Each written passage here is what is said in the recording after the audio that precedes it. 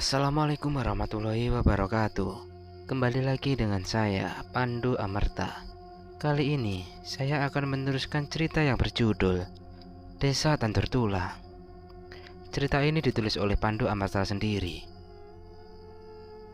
Dan yang baru datang di channel ini, jangan lupa untuk mengklik tombol subscribe dan lonceng notifikasinya, biar kalian gak ketinggalan cerita-cerita misteri lainnya. Gimana kelanjutan cerita ini? Langsung saja kita memasuki ceritanya. Desa Tandur Tulang.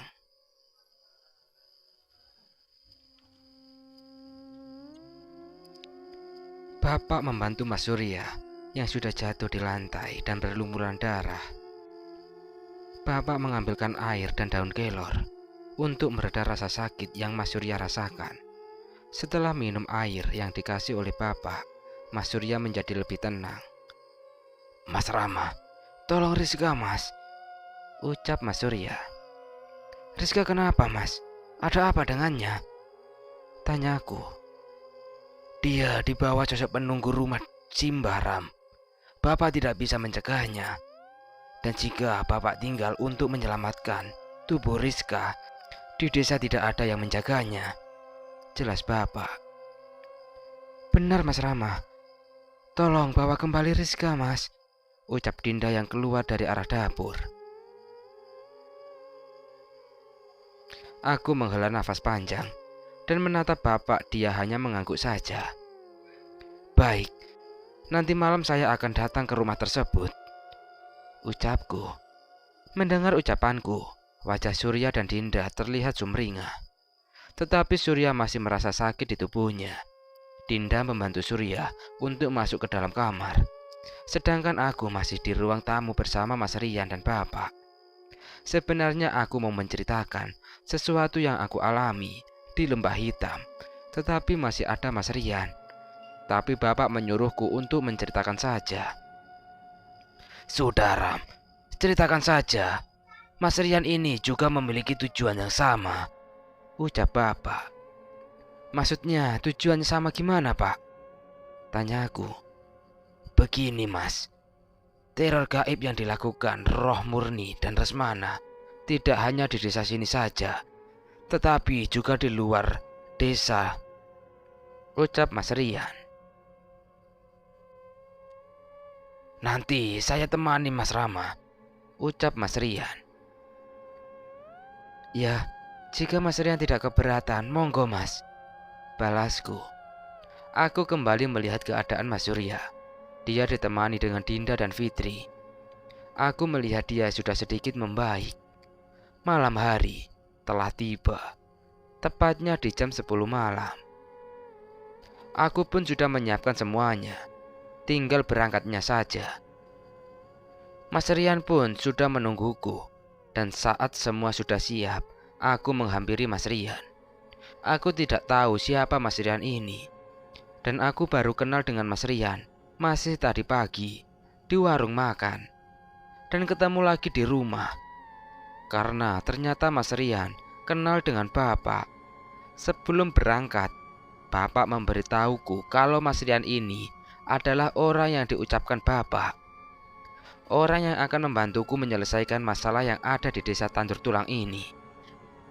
Aku pun juga sudah capek dengan gangguan gaib yang mengganggu para warga.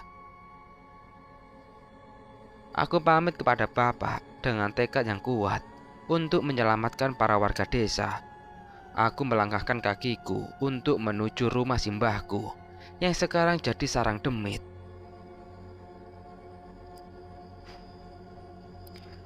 Dan Mas Rian mengikuti dengan berjalan di sampingku. Di jalan menuju rumah simbah tidak jauh, tetapi Mas Rian sudah merasakan kehadiran para intensitas yang begitu kuat. Yang tadinya aku tidak merasakan energi negatif, tetapi kali ini aku sangat merasakannya. Begitu sangat mengintimidasi. Di jalan aku hanya diam, tidak mengucapkan satu patah kata pun. Aku kepikiran sosok-sosok yang akan aku hadapi. Bahkan aku kewalahan melawan Roh Murni dan Resmana saat di Candi Tulang. "Mas Rama, Lagi mikirin apa, Mas? Tanya Mas Rian yang memecah lamunanku. Nggak ada, Mas.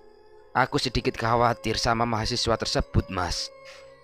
Jawabku. Lah, Mas Rama, apa kenal dengannya? Tanyanya lagi. Iya, Mas. Saya kenal.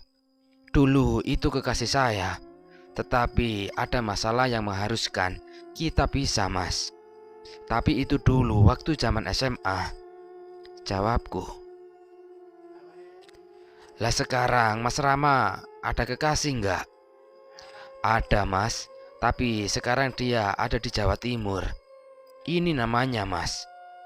Jawabku sambil menunjukkan gelangku yang ada tulisan nama Sukma. Wah, itu pacarnya Mas Rama.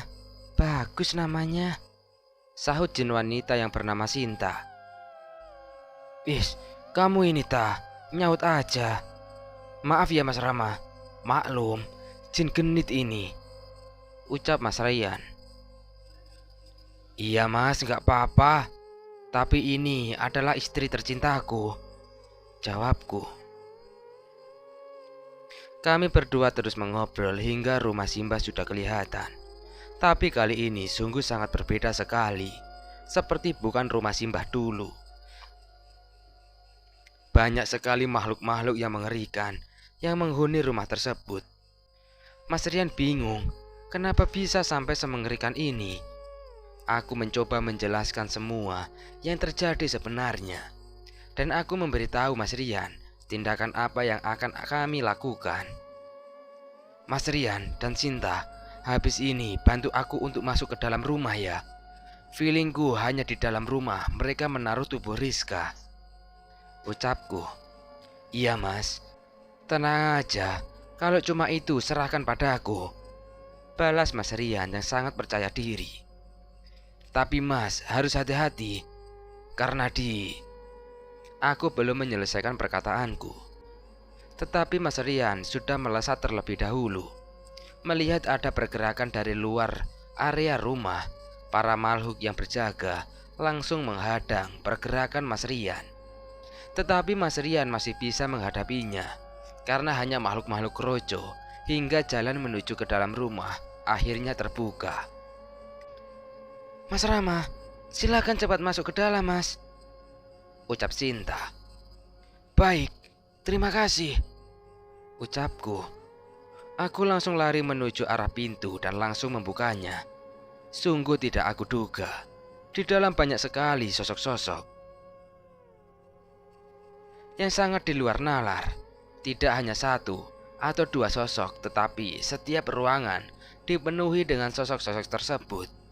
Aku langsung menerjang para sosok-sosok itu dan menuju ke kamar Simbah, yang dimana benda parantara santet itu berada. Dan saat aku sudah di hadapan kamar Simbah, aku melihat tubuh Rizka berada di atas kasur yang masih sama seperti dulu. Aku tidak berpikir lagi setelah melihat tubuh Rizka tergeletak dengan tak berdaya. Segera aku samperin dan membopong tubuh Rizka. Tetapi saat aku mau berbalik untuk keluar, aku sudah tidak berada di kamar tersebut. Tetapi aku tidak terkejut sama sekali, karena aku sudah tahu tempat tersebut. Ya, ini yang dinamakan alam sukmo, tempat untuk eksekusi orang yang terkena santet sukmo.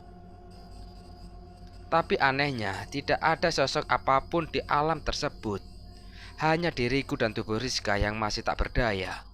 Aku segera meletakkan tubuh Rizka dan mencoba untuk mengeceknya.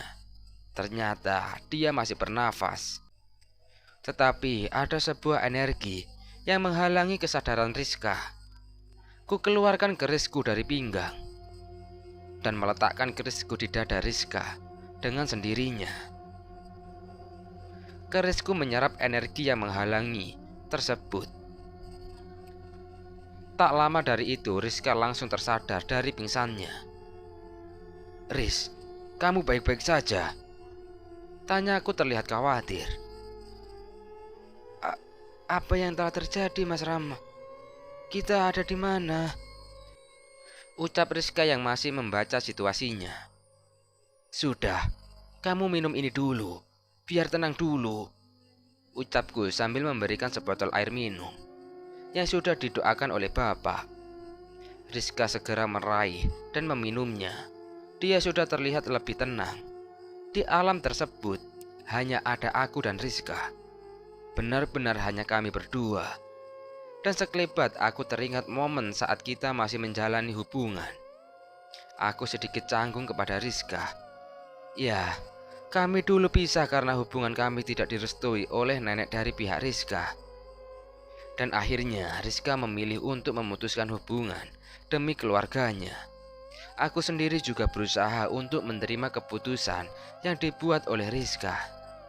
Dan hingga aku sudah memiliki pengganti yang sangat baik sekali, yaitu istri tercintaku, Sukma Srikandi.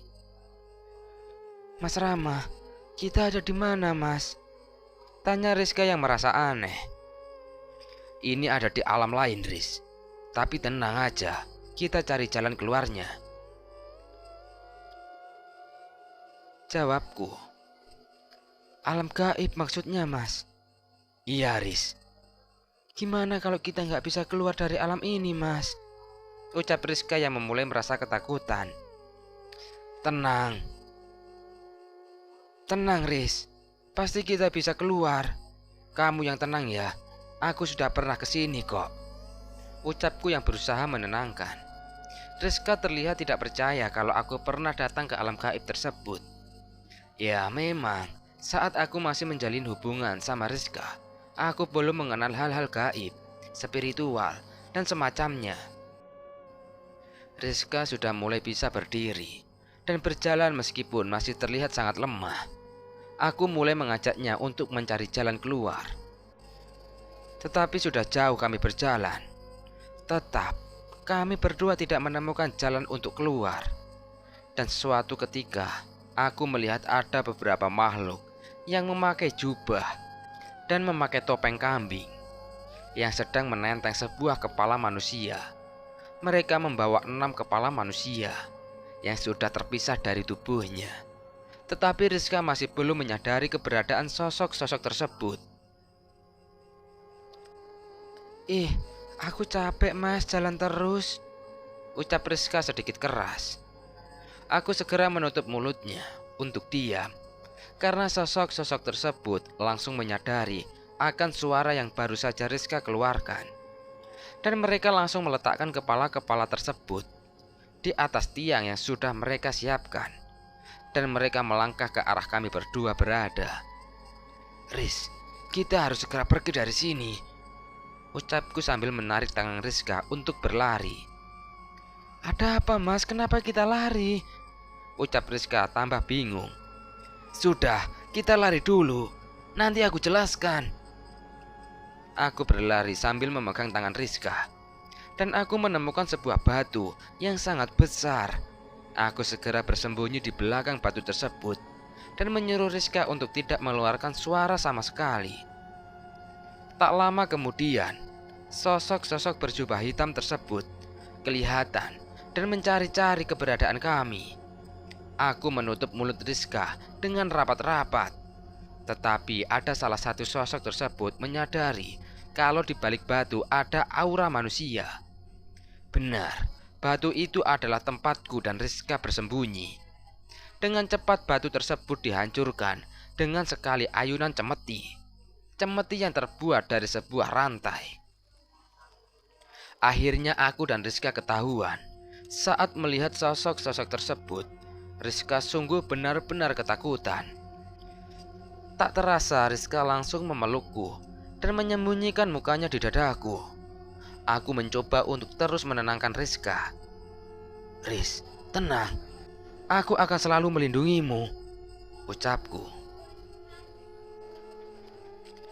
Mas Rama, aku takut sekali, balas Rizka. Tenang, tenang. Aku yakin kita akan selamat kok, balasku. Aku menyuruh Rizka untuk duduk dan tidak melihat para sosok-sosok tersebut. Dan aku mulai untuk menghadapi sosok berjubah hitam tersebut. Ada sekitar 6 sosok. Dan ada satu sosok yang aku pernah bertarung bersamanya. Dia yang membunuh simbahku dulu. Ah, masih ingat denganku? Ya, meskipun bapakmu pernah memusnahkanku, tapi untungnya aku punya ilmu yang bisa hidup kembali. Ucap pelan, tapi sangat mengerikan. Baik, kali ini aku Rama Amerta akan benar-benar memusnahkanmu dan ilmumu yang kau tanam di rumah simbahku. Ucapku dengan tegas. Baik, tapi sebelum melawanku, hadapi dulu anak buahku. Ucapnya dan melangkah pergi. 5 sosok berjubah hitam sudah siap untuk menyerangku.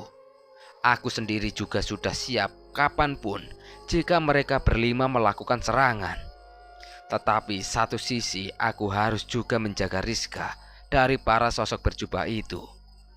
Karena mereka tidak kunjung menyerang dan hanya melihatku dengan tajam saja.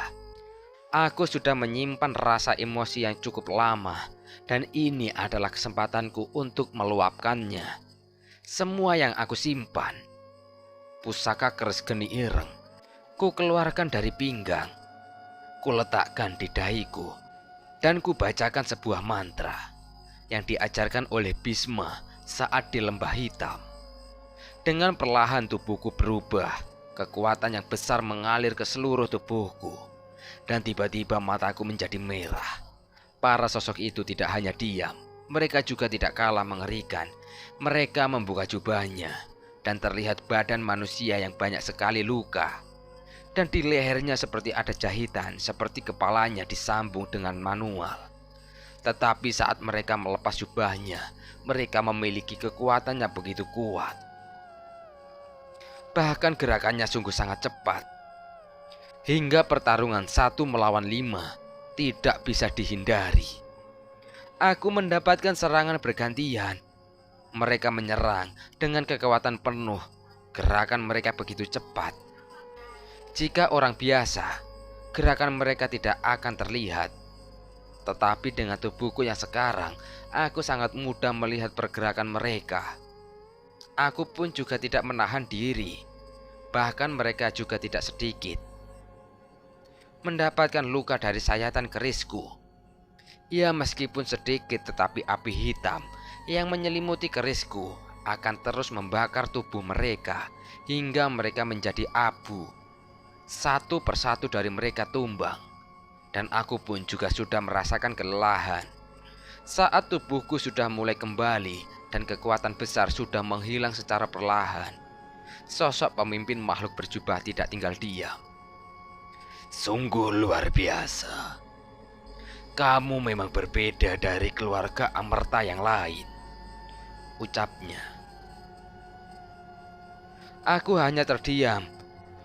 Dengan nafas yang tidak beraturan, aku kembali berdiri. Dengan tegak dan memulai mengatur nafasku. Baru saja 5 anak buahnya aku musnahkan. Sekarang giliran dia, pemimpinnya, yang mulai menyerangku. Tetapi tidak seperti anak buahnya. Dia memiliki kekuatan yang begitu kuat. Bahkan jika dibandingkan dengan anak buahnya, kekuatan dari pemimpin ini berkali-kali lipat. Sekarang giliranku. Darsono akan memberi pelajaran untukmu, keturunan Amerta, ucapnya dengan penuh dendam. Sarto sudah aku bunuh. Jika tidak karena ilmu terlarang milik Hasan, pasti dia juga sudah aku bunuh, tambahnya. Salah apa keluarga kami hingga kamu memburu seluruh keluarga Amerta? Ucapku. Simbahmu sudah berani melawanku hingga menggagalkan rencanaku, balasnya. Jika kamu dendam dengan simbahku, bukannya kamu sudah membunuhnya? Lantas apa kamu masih belum puas? Tanyaku lagi. Memang dasar bodoh kamu ini. Apa kamu belum tahu rencana kami? Bahkan salah satu keluargamu sudah bekerja sama denganku untuk suatu tujuan yang akan mendapatkan kekuatan yang abadi. Terangnya. Keluargaku, siapa dia? Tanyaku penuh penasaran. Apa kamu benar-benar tidak mengetahuinya? Sungguh polos sekali kamu ini. Apa kamu masih ingat dengan sosok manusia yang berusaha merebut buku kuno di Candi Tunggal? Dia adalah Palikmu sendiri, ucapnya, dan langsung melesat mulai menyerangku. Aku sudah siap menerima serangannya. Ku genggam kerisku dengan kuat-kuat, tetapi dia melewatiku. Dia malah menuju ke Rizka yang berada jauh di belakangku. Rizka, lari! Teriakku. Rizka terlihat panik melihat sosok Darsono mengarah padanya. Tetapi saat hampir menyentuh Rizka, sosok berjubah tiba-tiba tersungkur. Aku pun tersenyum melihatnya. Sosok jin yang begitu cantik dan anggun menendang kepalanya dengan sangat kuat. Ya, ternyata Sinta yang menendangnya. Aku pun melihatnya sedikit terkejut. Bagaimana bisa sosok wanita memiliki kekuatan yang begitu luar biasa? Dasar siluman jelek, umpat Sinta. Siapa kamu? Ucap. Siapa kamu? Ucap Rizka yang ketakutan melihat Sinta. Tidak usah takut, Riz. Dia temanku kok, ucapku. Enak aja. Sejak kapan kita temenan? Ucap Sinta sedikit judes. Kamu temenan dengan jin sekarang, Mas, ucap Rizka dengan muka tidak percaya. Ah, sudahlah. Tidak usah aku jelaskan. Yang penting dia makhluk baik, Riz, balasku. Oh iya, di mana Mas Rian? Tanyaku pada Sinta. Bentar lagi dia datang, jawabnya. Sosok berjubah, Darsono, segera bangkit berdiri dan memandang Sinta dengan terkejut. Sepertinya dia menyadari kalau Sinta bukanlah manusia, tetapi sosok jin. Darsono tersenyum sinis sambil mengangkat tangannya dan menunjuk Sinta. Hei, makhluk rendahan, beraninya kamu menendang kepalaku. Akan aku musnahkan jika kamu ikut campur urusanku dengan laki-laki keturunan Amerta ini, ucap Darsono mengancam Sinta. Emangnya gue pikirin? Coba saja kalau kamu bisa, tantang balik Sinta. Kurang ajar. Sini. Kamu jin rendahan, akan aku penggal kepalamu, ucap Darsono penuh amarah. Sinta mulai melangkah maju dengan penuh keyakinan. Aku mencoba memperingatkan, tetapi Sinta tidak merespon ucapanku. Ya, pertarungan antara jin wanita dengan Darsono tidak bisa dielakkan lagi. Darsono menyerang Sinta tanpa ampun, tetapi Sinta bukanlah jin rendahan. Dia juga tidak kalah kuat dengan Darsono. Bahkan setiap serangan yang dilakukan Darsono bisa dipatahkan oleh Sinta. Aku berpikir jika sosok sekuat Sinta menjadi musuhku akan sangat merepotkan sekali. Aku tidak mau hanya menonton saja. Aku juga akan segera membantu Sinta. Riz, kamu tunggu di sini aja ya. Jangan kemana-mana. Aku akan membantu dia, ucapku kepada Rizka. Iya, Mas. Kamu hati-hati ya, balas Rizka. Iya, kamu yang tenang. Baru saja aku akan melangkah maju ke pertarungan mereka. Dari arah belakangku ada seseorang yang menghentikan diriku. Mas Rama, jangan diganggu. Biarkan saja, Sinta bisa mengatasinya sendiri, ucapnya. Mas Rian, gimana Mas? Kamu tidak apa-apa? Tanyaku. Tenang Mas, aman. Masih bisa kuatasi, balasnya sambil duduk. Aku pun mengikuti Mas Rian duduk. Dan ternyata benar yang diucapkan Mas Rian.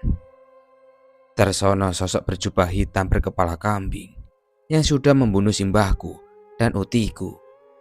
Dengan satu gerakan Sinta, kepala Darsono terpenggal. Aku pun yang melihat kejadian itu seketika memejamkan mataku karena Sinta mengeksekusi Darsono begitu kejam sekali. Mas Rian, apa Sinta memang begitu cara bertarungnya? Tanya aku. Ya, itulah Sinta, Mas. Balasnya singkat. Aku hanya bisa menggelengkan kepala, merasa tidak percaya dengan semudah itu Sinta membantai Darsono.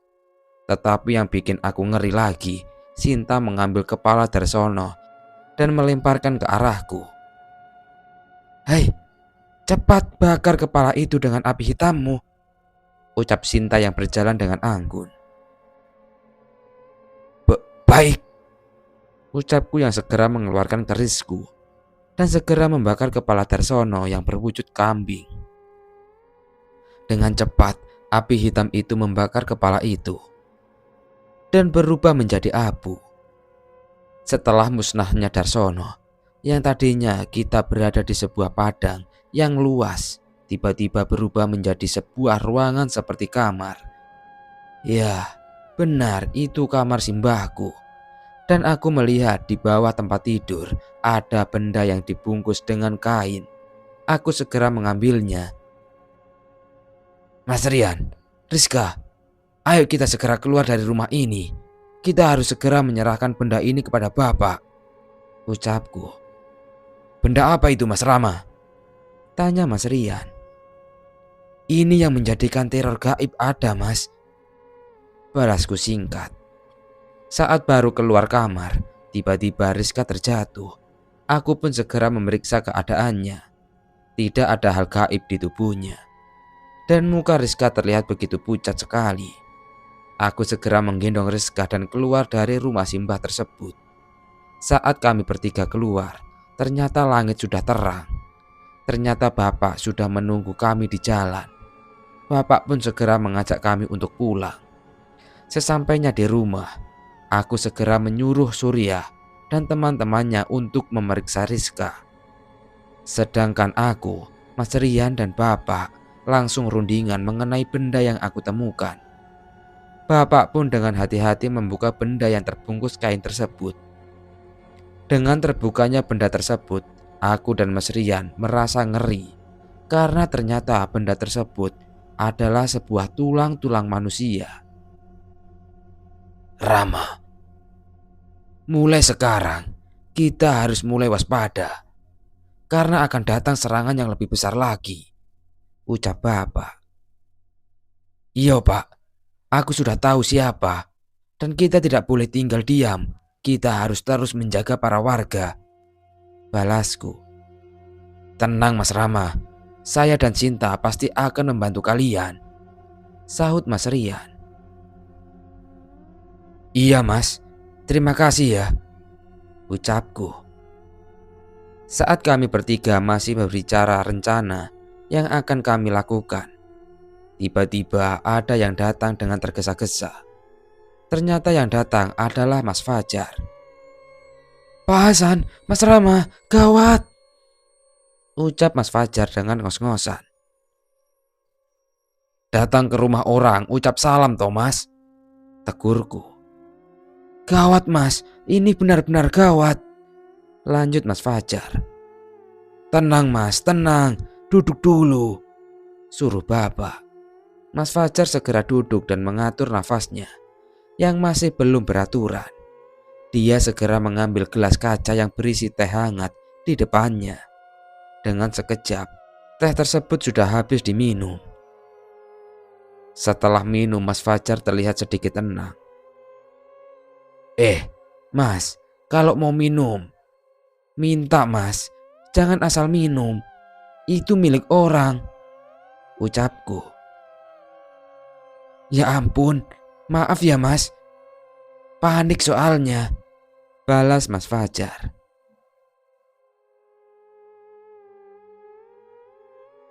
Sudah, tidak apa-apa Mas.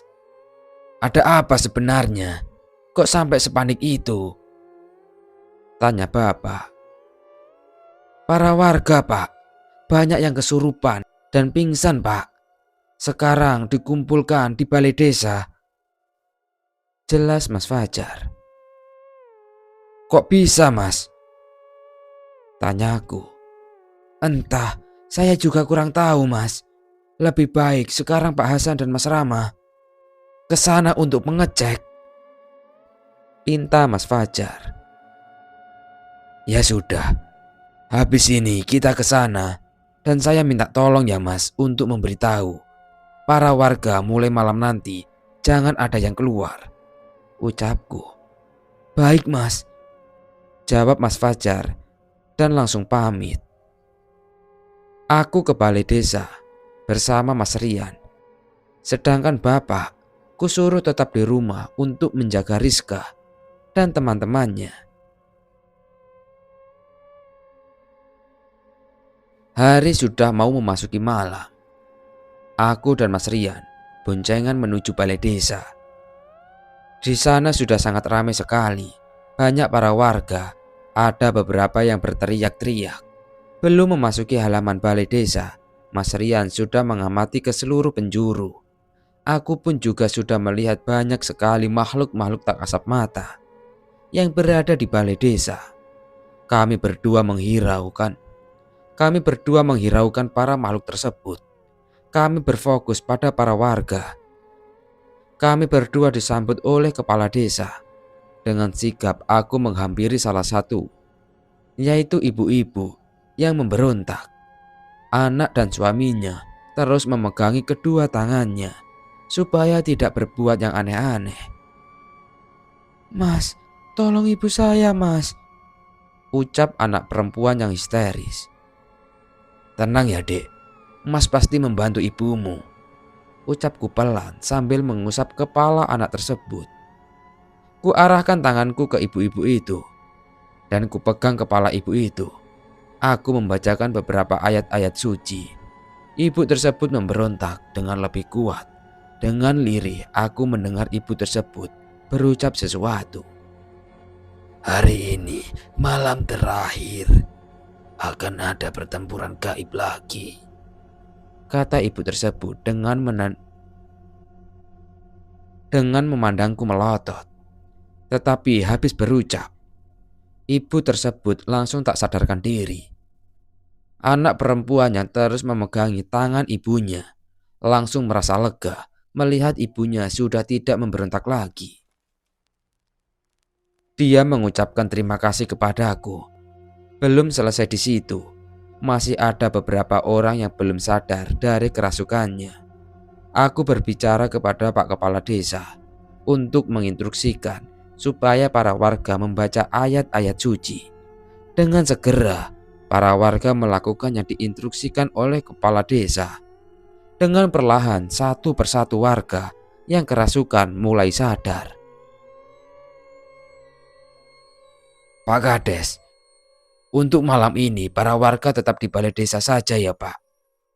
Karena saya dan teman saya itu akan menyelesaikan teror di desa ini. Oh iya, saya juga meminta tolong ya Pak.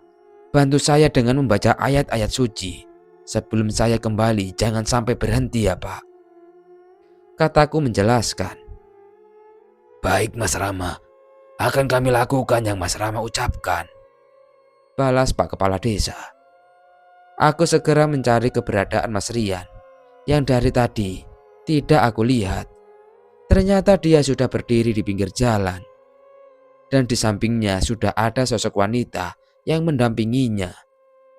Ya, itu adalah Sinta. Ku ambil motorku dan ku hampiri Mas Rian. Saat aku baru mau tanya apa yang dia lihat, tetapi dia sudah naik dan menyuruhku untuk jalan. Ayo Mas Rama, langsung jalan, kata Rian. Jalan kemana Mas? Tanyaku penasaran. Ke rumah yang di atas bukit kemarin. Ayo cepat jalan, kita selesaikan malam ini juga, jawab Mas Rian dengan tegas. Baik Mas, tapi sebelum kita ke sana, Mas Rian apa mengetahui sesuatu? Tanyaku lagi. Dia tetap menyuruhku untuk mulai menjalankan motorku. Dan di perjalanan menuju rumah Simbah, Mas Rian menceritakan yang dia alami saat di balai desa.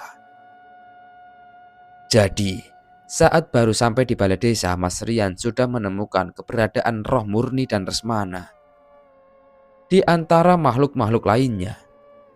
Bahkan saat aku masih fokus menangani ibu-ibu tadi, Sinta, sosok jin pendamping Mas Rian, sudah terlibat perkelahian dengan roh murni. Tetapi roh murni dan Resmana melarikan diri. Tetapi Sinta tetap mengikutinya dan Sinta mengetahui mereka menuju rumah Simbah. Saat di jalan menuju rumah Simbah, aku berjumpa dengan Mas Fajar yang baru memberitahu para warga yang masih di rumah untuk tidak keluar malam ini. Aku tanya dia mau kemana selanjutnya. Dia menerangkan mau ke balai desa untuk mengecek para warga yang ada di sana. Lah, kamu mau kemana, Mas? Tanya Mas Fajar. Aku mau ke rumah Simbah, Mas. Malam ini harus selesai semuanya. Aku sudah muak dengan teror ini, jawabku. Aku ikut, Mas, ucapnya singkat. Tidak usah, Mas. Biar aku dan Mas Rian aja yang ke sana. Bahaya soalnya, Mas, cegahku. Pokoknya saya ikut, Mas. Siapa tahu aku bisa membantu kalian, ucapnya meyakinkan. Aku memandang ke Mas Rian dan ternyata Mas Rian mengangguk setuju. Ya, mau gimana lagi, akhirnya aku mengizinkan Mas Fajar untuk ikut denganku dan Mas Rian. Aku mulai melanjutkan perjalanan dan diikuti Mas Fajar di belakangku. Entah aku sudah tidak berpikir lagi, karena di pikiranku saat itu harus selesai malam itu juga. Beberapa menit kemudian, aku, Mas Rian, dan Mas Fajar sudah sampai di rumah Simbah. Dan ternyata di sana kami sudah disambut oleh roh murni dan Resmana. Aku dan Mas Rian tidak gentar sama sekali, tetapi tidak dengan Mas Fajar. Dia sedikit gemetar melihat sosok roh murni dan Resmana. Tetapi Mas Fajar masih bisa mengontrol perasaannya tersebut. Akhirnya kalian datang juga kemari, ucap roh Resmana. Tuhan, tumbal yang kita nantikan akhirnya datang, ucap roh murni. Awalnya aku bingung dengan ucapan roh murni yang menyebutkan Tuan. Tetapi beberapa detik kemudian langsung terjawab kebingunganku. Ada sosok laki-laki yang berjalan dari arah belakang kedua roh manusia yang memiliki dendam tersebut. Sosok laki-laki yang memiliki badan tinggi besar, berambut gondrong, dan dia hanya menggunakan celana hitam yang panjang.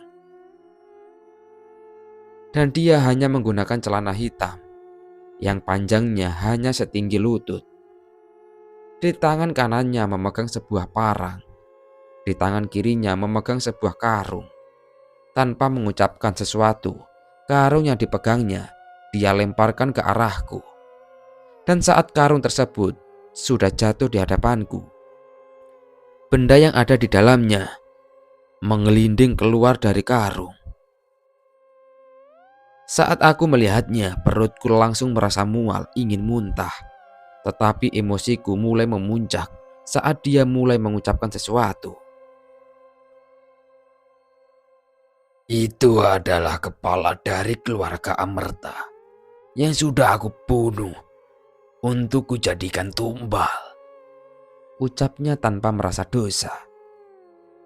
Keparat, aku sudah tahu kamu itu siapa. Dan sekarang untuk membayar ini semua, aku, Rama Amerta, akan memenggal kepalamu, Abu Amerta, ucapku dengan keras. Ternyata kamu sudah tahu, keponakanku, balasnya dengan tertawa. Tanganku sudah kumasukkan di balik baju untuk mengambil kerisku. Tetapi sebelum kukeluarkan, Mas Rian menghentikanku. Dia menyuruhku untuk lebih tenang dan mengontrol emosiku. Setelah melemparkan karung yang berisi kepala-kepala manusia, Abu Amerta kembali masuk ke dalam bangunan rumah Simbah. Dan sosok-sosok anak buahnya mulai bergerak menuju ke arah kami. Tidak hanya satu sosok, tetapi banyak sosok yang mulai bergerak. Sinta yang dari tadi hanya berdiri di samping Mas Rian, dia langsung melesat menyerang sosok-sosok itu. Dengan sekejap, Sinta sudah membereskannya. Roh Murni dan Lesmana mulai geram melihat anak buahnya dihabisi oleh Sinta. Tetapi Sinta tidak bisa diremehkan. Dengan anggun Sinta menerima serangan dari dua roh manusia yang menyimpan dendam. Melihat Sinta kewalahan, Mas Rian langsung membantu Sinta. Mas Rama, saya dan Sinta akan mengurus Roh Murni dan Lesmana. Mas Rama langsung susul Abu Amerta untuk menghentikan ini semua, ucap Mas Rian sebelum lari membantu Sinta. Sebelum aku pergi, ku pegang kerisku dan ku bacakan mantra yang diajarkan oleh Bhisma. Setelah ku selesaikan mantra itu, kerisku berubah menjadi dua. Dan keris yang berselimut api putih ku serahkan kepada Mas Fajar. Mas Fajar, tolong bantu Mas Rian ya. Pegang keris ini Mas, untuk melindungi Mas Fajar, ucapku. Mas Fajar menerima keris yang kuberi. Dia melihat kagum saat memegang keris. Sedangkan aku langsung lari menuju ke rumah Simbah. Aku tidak memikirkan lagi tentang pertarungan Mas Rian dan Sinta. Aku hanya fokus menuju ke rumah Simbah. Aku sudah berdiri di depan pintu. Tanpa ragu aku langsung masuk ke dalam rumah. Dan di sana aku sudah disambut oleh Abu Amerta. Keris sudah kupegang dengan erat. Abu Amerta juga sudah memegang parangnya yang terlihat mengkilat. Abu berdiri membelakangiku. Dia mengucapkan beberapa kata setelah tahu saat aku sudah masuk ke dalam rumah. Rama, kamu tahu kenapa saya melakukan ini semua? Sudah pasti kamu serakah dengan ilmu kan? Jawabku. Tidak, aku hanya ingin menyelamatkan keluargaku. Jika kamu ingin menyelamatkan, tapi kenapa kamu membunuh semua keluarga kita? Tanyaku lagi dengan emosi yang sudah memenuhi kepalaku. Kamu akan tahu alasanku saat aku sudah mati. Tetapi membunuhku tidak segampang membunuh dukun biadab itu, jawabnya. Dukun? Siapa yang kamu bilang dukun itu? Bukannya kamu yang membunuh makhluk berkepala kambing itu? Bukan aku. Tetapi sosok jin yang bersama temanku tadi, yang membunuhnya di alam yang dia buat sendiri, kataku dengan tegas. Abu membalikkan badannya. Dengan perlahan, wajahnya sudah berubah tidak seperti yang aku lihat saat di luar tadi. Dia menggunakan sebuah kalung dengan bandul seperti sebuah simbol aneh. Di kepalanya tumbuh tanduk. Dikit demi sedikit tubuhnya berubah. Kulitnya mengelupas dan mengeluarkan banyak darah. Rama, segera serang dan bunuhlah aku sebelum semuanya terlambat, ucapnya. Aku hanya terdiam, kaku, saat melihat perubahan tubuhnya. Dia kembali menyuruhku untuk segera menyerang, tapi tiba-tiba tubuhku bergetar. Bergetar sangat hebat. Kerisku terjatuh di lantai. Entah apa penyebabnya. Abu, Aku akan sepenuhnya menguasai tubuhmu. Terdengar suara yang mengerikan dari mulut Abu Amerta. Rama, cepat serang sebelum dia menguasaiku sepenuhnya, ucap Abu kembali. Terlambat, aku sudah hadir, ucap sosok menyeramkan tersebut. Tubuh Abu Amerta sudah berubah total. Dia sudah tidak pantas disebut manusia. Benar, dia sudah seperti iblis, dengan kepala memiliki tanduk dan kulit seperti kayu. Dengan di tangannya masih memegang parang, dia menatapku dan mulai berjalan kepadaku. Aku pun segera mengambil kerisku yang tergeletak di lantai. Sekitar berjarak 1 langkah, dia langsung mengayunkan parangnya kepadaku, yang dimana aku masih keadaan jongkok. Dengan cepat aku menahan parang tersebut menggunakan kerisku. Saat menahannya, aku merasakan kekuatan yang sangat kuat sekali. Padahal dia hanya mengayunkan parangnya dengan pelan, tetapi tenaga yang dihasilkan begitu sangat besar. Setelah itu aku dengan cepat menggulingkan badanku untuk segera menghindari dari parang tersebut.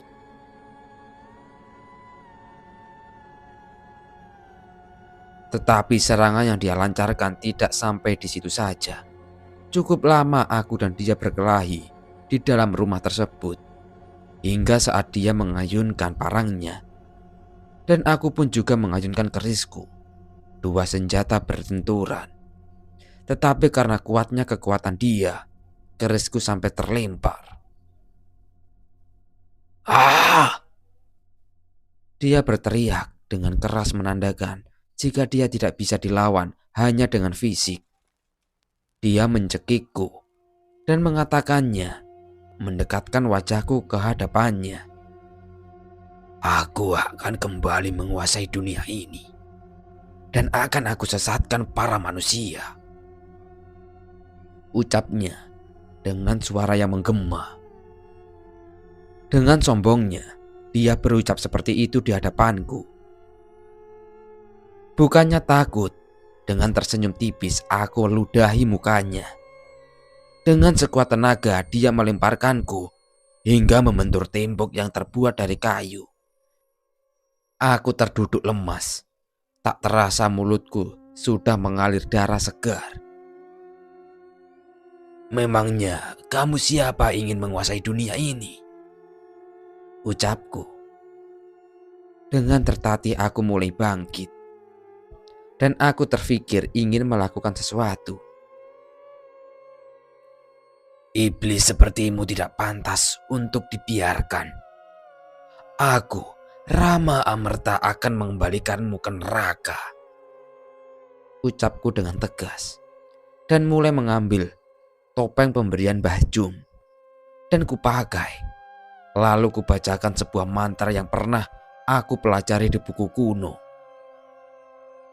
Wekdal saantawis, ulangan pepinaringan tumagi simbah leluhur. Yang tadinya keris terlempar entah kemana, tiba-tiba sudah melayang di hadapanku. Ku pegang dengan erat kerisku. Penglihatanku mulai berubah. Aku bisa melihat di dalam tubuh makhluk iblis itu ada sosok roh manusia yang terbelenggu. Benar, sosok roh itu adalah Abu Amerta.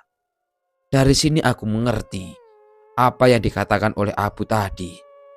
Ternyata yang melakukan ini semua adalah makhluk iblis itu yang menguasai tubuh dan pikiran Abu Amerta. Tidak membuang waktu lagi, dengan tambahan kekuatan yang berada di tubuhku, aku langsung menyerangnya dengan membabi buta. Iblis tersebut, tetapi dia tidak mudah untuk dikalahkan. Api hitam dari kekuatan kerisku mulai membakar tubuh iblis tersebut. Bukannya kesakitan, tetapi dia malah tertawa. Apimu memang panas, tapi tidak sepanas api neraka. ucapnya. Dengan tubuh masih terbakar, iblis itu masih bisa melayangkan serangan kepadaku. Dengan telak sebuah pukulan menghantam mukaku. Aku pun tersungkur, sepertinya dia mengeluarkan seluruh kekuatannya. Di serangan tersebut, topeng yang kupakai tiba-tiba terjatuh dan sudah terbelah menjadi dua. Pandanganku mulai berkunang-kunang. Sebelum aku kehilangan kesadaran, aku sekali lagi membaca sebuah mantra. Setelah mantra itu selesai, kubacakan. Api hitam yang membakar iblis itu tiba-tiba berubah menjadi merah, merona. Sayup-sayup aku mendengar teriakan dari sosok iblis itu. Dan akhirnya pandanganku gelap. Aku sudah tidak mengingat apa-apa lagi. 3 hari kemudian, aku mendengar suara seorang perempuan. Dengan perlahan aku membuka mataku. Aku mendapati Rizka dan ketiga temannya yang sedang duduk di lantai dekat kasur, yang dimana tubuhku terbaring lemas. Mas Rama, akhirnya sadar juga. Sudah 3 hari kami bergantian menjaga, Mas, ucap Rizka. Iya, terima kasih. Kalian sudah mau merawatku, jawabku dengan suara yang masih lemas. Itu sudah kewajiban kami, Mas. Dan seharusnya kami yang berterima kasih kepada Mas Rama, sahut Surya. Betul, Mas. Seandainya tidak ada Mas Rama, entah gimana nasib kita, ucap Dinda. Sudah beberapa hari aku tidak mengabari Sukma. Aku meminta tolong kepada Mas Surya untuk mengambilkan handphoneku yang tergeletak di atas meja. Dan aku segera menelepon Sukma. Cukup lama aku menunggu respon dari Sukma. Dan akhirnya teleponku terhubung. Halo, Assalamualaikum Dek. Ini Mas, ucapku. Waalaikumsalam. Alhamdulillah, akhirnya Mas menghubungi juga. Ade selalu menunggu kabar dari Mas, jawab Sukma. Iya, maafin Mas ya, baru bisa ngasih kabar. Oh iya, mungkin 2 hari lagi Mas pulang, ucapku. Apa masalahnya udah selesai, Mas? Tanya Sukma. Entah, Mas juga belum tahu, Dek. Ya, sudah ya. Mas tutup dulu teleponnya. Iya, Mas.